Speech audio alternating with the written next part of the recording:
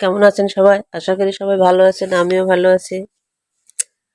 আমি একটা নতুন ডিমের রেসিপি নিয়ে আপনাদের সামনে আসলো। ছোট্ট একটা রেসিপি, খুব সহজে ঝটপট রান্না করা যায় একটি ডিম দিয়ে।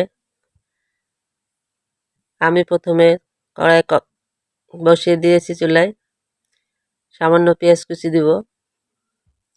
পেঁয়াজ কুচি দিয়ে দিলাম।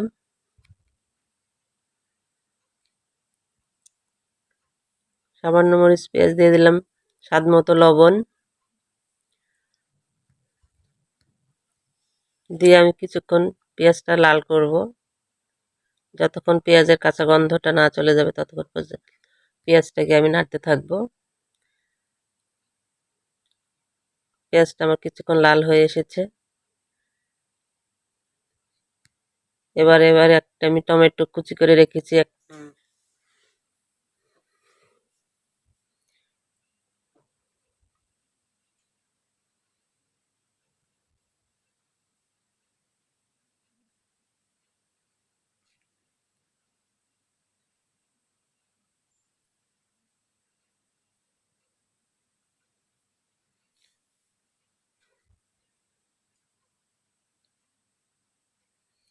পেঁয়াজটি লাল হয়ে এসেছে।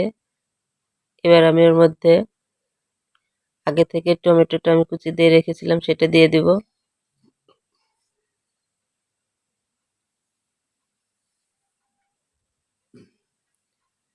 টমেটো কুচিটা দিয়ে দিলাম।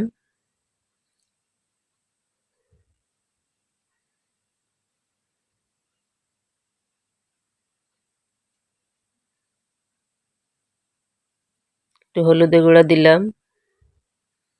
সামান্য পরিমাণ মরিচের গুঁড়া দিব।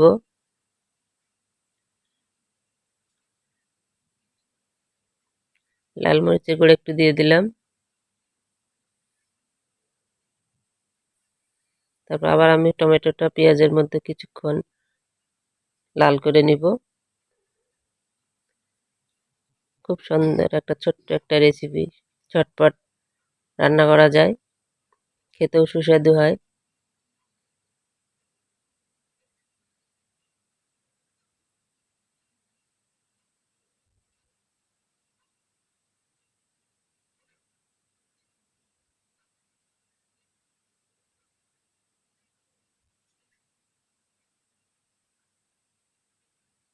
পেঁয়াজ এবং টমেটোটা হয়ে এসেছে। এবারে আমি এর মধ্যে পানি দিয়ে দেব।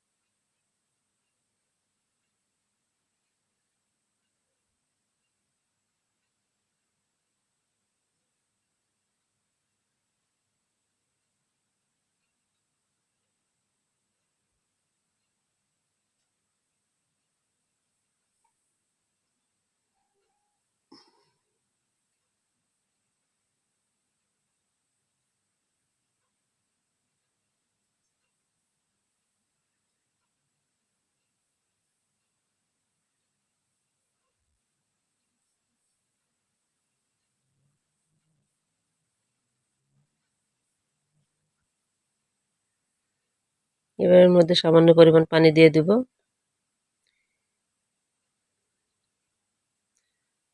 তারপরে কিছুক্ষণ নেড়েচেড়ে আমি ঢাকা দিয়ে দেব। 10 মিনিট পরে আবার 10 মিনিট হয়েছে, ঢাকা দিয়ে দেব।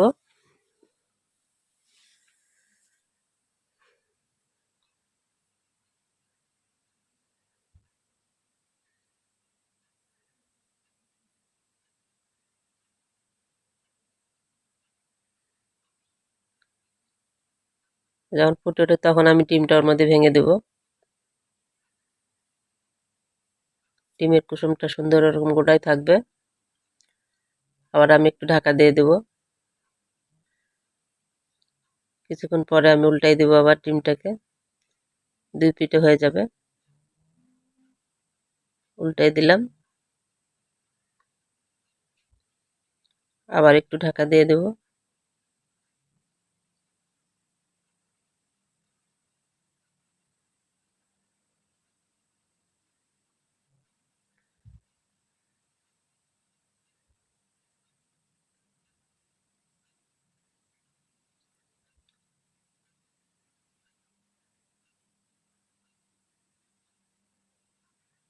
এভাবে আমি কিছুক্ষণ নাড়াচাড়া করে তারপর নামিয়ে ফেলবো।